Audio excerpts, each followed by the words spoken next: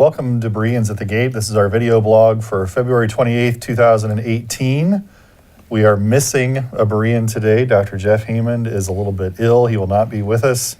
So while he's away, we will make fun of him and tell jokes in his absence. He can't talk. He can't talk, so yeah, he'll have no way to defend himself. So today, of course, we have a whole bunch of things to talk about. We're going to start with gun control. We talked in our last video blog about gun control a little bit, but things have continued to evolve. And so we've seen the students at the high school become more publicly active. Today, I know Dick's Sporting Goods announced something, which I think is worth talking about. We have the president threatening to ban bump stocks through executive order, which is quite remarkable. And so there's probably much to discuss. So Bert, let's start with you. What do you think of Dick's Sporting Goods and their decision here? First of all, what did they decide? Let's talk about it. Okay. What they decided to do was to ban assault weapons in all of their stores. I think they previously in the main part of Dick's had done so, but for Field and Stream, which is a subsidiary, they're no longer going to do that. And also they're going to bump the age up to 21. So what I was thinking was that you're starting to see a groundswell from the corporate community, and of course that means is that these guys of course have a very good feel for what's going on in the culture, so they're responding to it, which is really the way that change should happen. Is it sort of at least what they think is happening. Well, they are playing to what they believe will be in their own financial interest. So as they're reading the tea leaves, they think that they should be active. Yeah. Now, the people that are making those choices may themselves be more progressive. Right. Yeah. This seems like a little dangerous, though. I mean, you're talking about a group of people who buy these guns, might be, I don't know, attached to the National Rifle Association, maybe very active on this issue. Are they endangering their business maybe by doing this kind of thing? I mean, I agree with you. They're reading into the culture, but if this is an accurate reading, it might work out. If it's inaccurate, you can see how business could really suffer because of this. Well, I was making that point, and they may be making the right decision. They may be reading correctly, but then again, we don't know, right? For sure, culture is a hard thing to read sometimes. But the very fact that we're talking about this right now in today's fast-paced, changing news cycle, I think indicates that this may not die away, and I think it's very healthy that we're continuing the dialogue. Well, Delta Airlines too. Yeah. What did Delta do? Based in Atlanta, they decided they were going to eliminate the discounts for tickets that they gave to NRA members. And so the state of Georgia, at least candidates for governor, at least have said so far, well, if you do that, we're going to try to eliminate your funding that we give to you here, your welfare that we give to you here in Georgia, since that's the headquarters of Delta. We'll see how that plays out, but it's interesting to see that Delta's made the choice. Now they may have to live with the consequences. Some groups are trying to pressure like credit card companies and others to say maybe you shouldn't allow your card to be used in a transaction for a weapon with someone that's not 21. I mean, what do you guys, if I'm honest about it, it makes me a little squeamish to think that corporations might enact through policy things that we could never enact through governmental regulation. And so is this the way we want to go about it? I guess you could say that's the free market. That's the way it would function. It's better in the end if we do it that way. But when it's a relatively small number of companies, like a credit card company, should we feel about it the same way as we do any other economic transaction? I think as long as there is competition with that particular firm that's making that choice, I've got no problem with them doing it at all. As I said, I think it's healthy, and I believe it's really the way that societal decisions are made in ways that they stick and people really hold on to over time.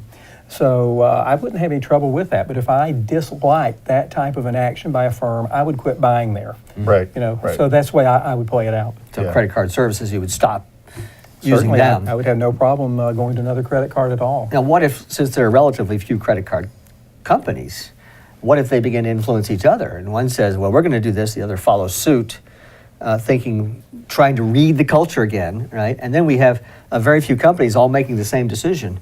Then nobody can use the credit card to make that transaction. Of course, what our good economic theory is going to tell us, if that's the case, one of the others is going to go back the other direction because there's going to be a lot of business there. So it should work out. Over time, may be difficult. Yeah, it may take a transition period, I think you're right. The last time we talked, I think we all predicted that we wouldn't see significant legislative change. Based on the recent history, we haven't seen this happen a lot. Shootings happen, sometimes worse than the one we just saw in Florida. Nothing significant has happened as a result of those shootings, at least recently. You still feel that way? Or do you think we are looking at something, like Bert said, this is a news cycle, it keeps breaking through the news cycle, we're still discussing it, think this raises the chances we're going to see actual change happen? May raise the chances. I still don't think that there's much that we can do right now governmentally that will really help this. This is an issue that is much deeper than can be solved by government. This cuts to what's going on in our culture, our society, and it's part of our moral decline. Yeah. I mean, and just what it all boils down to. Peggy Noonan recently, maybe a week plus ago, had a good article where she talked about it was like the air that we breathe and the culture determines to a certain extent how we behave. And she really thinks that we've devalued life over time, and we're seeing the results of that. And I don't disagree with her. I think it probably is deeper than that. It's a spiritual problem that as Christianity has waned, that the moral foundation of our nation has been slipping away. That the entire moral evolution that we frequently pin on the 60s is bearing fruit, and to change that is going to be very, very problematic over time. It'll take a long time to do that. But the rhetoric has been turned up. First, we have the students making their statements, kind of emotionally charged, obviously. NRA responds with its own pretty charged statements, I've noticed. Now congressmen are talking, senators are talking, state legislatures are talking. They're talking a lot more, I think, than they talked before even. But again, I think what Bert says is a good issue to camp on. Will that lead to any real action? At the margins, maybe, bump stocks. I don't know if anybody will even try to go for assault weapons. I'm not sure about Bump that. stock is nothing. I know, Yeah, I agree, it's nothing. It's pretty insignificant on the whole. So you could say you did something, but you really didn't do anything.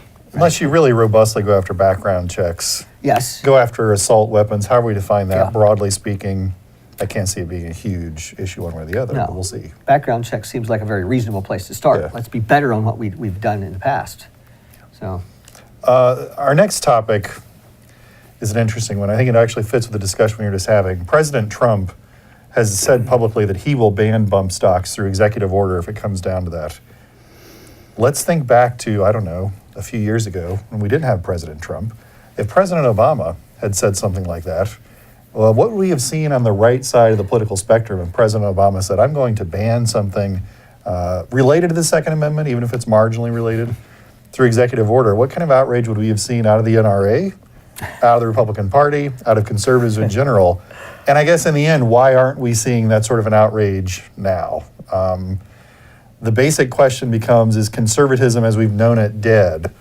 E.J. Dionne wrote an article recently in the Washington Post proclaiming it dead. Mona Sharon, you guys probably saw, she was at CPAC over the weekend. Yeah. She made some critical comments about the Republican Party's hypocritical approach to sexuality.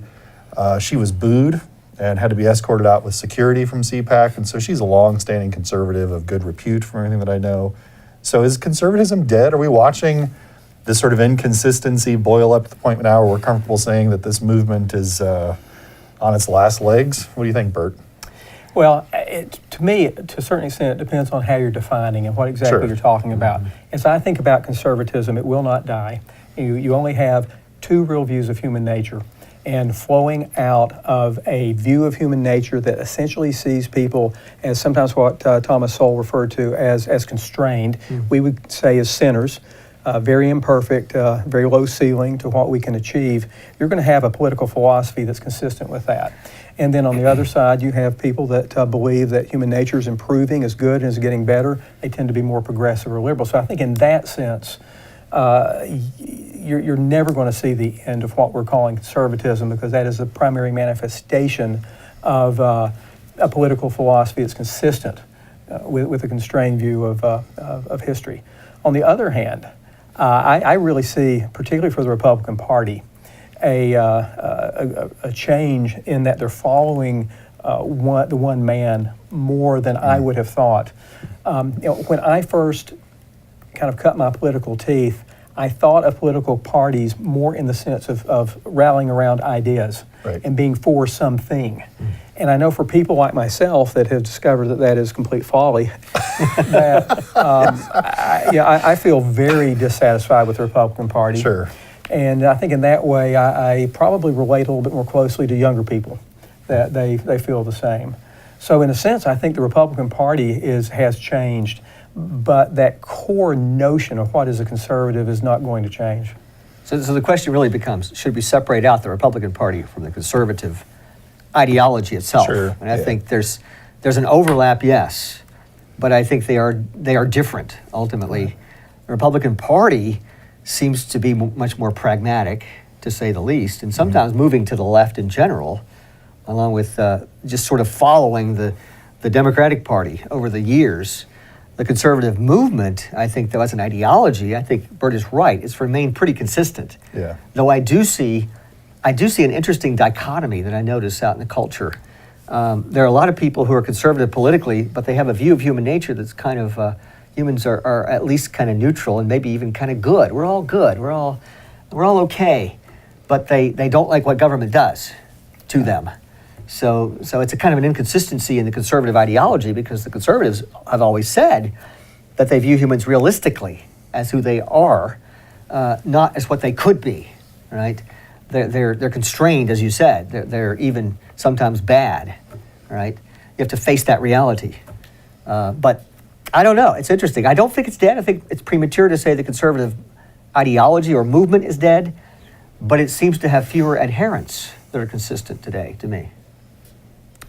I think I agree with you for the most part, I think, but it seems like if we define it at all, if we define conservatism based at all upon how it's been looked at in the last 30 to 40 years, some sort of adherence to free market economics, some sort of view that morality is an important part of the public debate, it certainly looks to be changing quite radically, even for people that I would say are traditionally conservative. Think of someone like Bill Bennett. Bill Bennett wrote a book called The Death of Outrage, critiquing the Clinton administration for all of their falderall. And now Bill Bennett is one of Donald Trump's biggest cheerleaders. Mm-hmm. And how do we look at people like Bennett or others and see, are they undergoing a transformation? Is this just a personal, if we want to be really cynical, financial decision that some of them are making to sort of get on the train while it's moving in the right direction, so to speak? Or are we looking at something a little bit more transformational? I just don't know if I'm comfortable saying either way. And I think I agree with you that it's part of human nature. There's always going to be sort of this conservative thought that flows out of this view that we have. However, I think as a size, it's shrinking. And I think as an influence, it may be dwindling. And which might mean then our nation will become significantly less conservative, which could have some pretty serious effects. That's something So, I could go see ahead. happening. Yeah, go ahead. No, that's what I was going to say is, so your perception is that the nation as a whole was moved to the left and the Yeah, I would Republicans say are just so. being pulled Culturally, along. Yeah, I'd say so. Right. In certain Well, I sense. remember very clearly when, from an economic standpoint, the nation lurched to the right, Right. considerably, and that Yep. still could happen. I mean, it could. could happen again. But if we continue to see with President Trump the good economic result, I think it's much less likely that we would see a move back to what I would consider the right. Yeah. If you consider the cultural issues of conservatism, like the Yeah. sexual issues, Yeah. that's certainly changing. The sexual revolution has changed all that. It's been eating away at that aspect of the conservative ideology for several decades now. Yeah. I think we're finally seeing the fruit of that, the bad fruit of that. Yeah.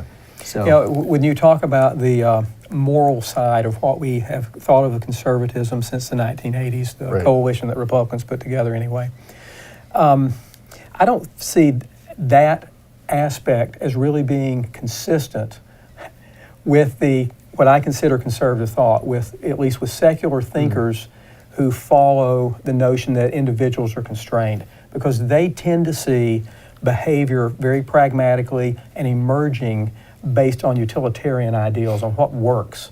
And so if you were a conservative thinker who didn't have the moral background that would believe God revealed to us right and wrong, Sure. you might very easily simply go with whatever was happening in the culture morally, with the breakdown of the family. You would be fine with that as long as it played out and worked. Sure. So as we were getting feedback with there are elements that did not work, Sure. then we would change. So part of the issue is when you have that kind of thinking, conservative thinking, it really takes a long time for everything to play out. Yeah. And we live so much in the moment today that we'll have to see how all this shakes down. So do we have conservatisms now, right? Yeah. We have a conservatism that you speak of. We have the older conservatism that would say go back all the way to inspired by people like Edmund Burke, Yeah. who was very strong on morality along with his conservative views. Do we have a split in the conservative ideology itself into several different kinds of conservatisms? I don't know the answer to that one exactly, but it kind of looks that way sometimes. What do they always talk about? Sort of the three-legged stool, is that right? Sort of an anti-communist approach in foreign policy, moral conservatism, and then some sort of economic small government conservatism. Those things fit together. Take a I leg don't know out. which of the legs are functioning well right now. The morals now, not granted, too well. that looks at it sort of as them being naturally cohesive. Your argument would be that that's an artificial Yeah. I think they're construction, which I think is a reasonable Right. argument. Yeah. But that stool looks like it's quite wobbly Yeah, at the moment. that's a problem. Yeah. Well, I think that does it for us this week. Thank you for joining us. Thank you for viewing. Continue to send in your questions, and we will see you next week. Thank you.